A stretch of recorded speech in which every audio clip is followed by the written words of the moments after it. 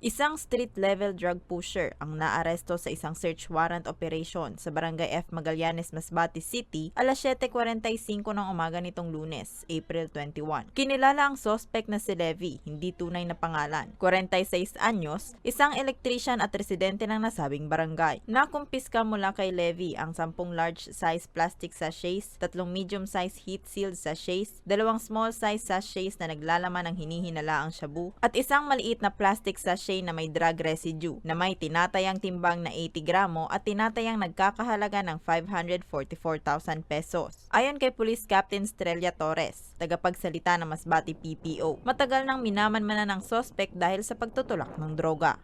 Ma'am, automatic po ma'am na tinaturn over po yung mga recovered evidence natin dun po sa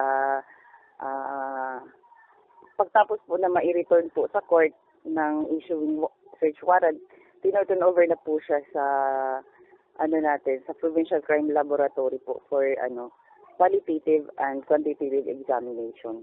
So ngayon ma'am, nasa custodiya po ng crime lab yung mga recovered evidence po. Naaresto ang suspect ng pinagsanib na pwersa ng Masbate City Police Station, Provincial Intelligence Unit at Provincial Police Drug Enforcement Unit sa bisa ng isang warrant of arrest. Listed po siya dun sa street level individual natin ma'am na lista po ng from sa PNP po and din sa PDEA. Kaya binabantayan po ma'am ng mga operatiba po natin.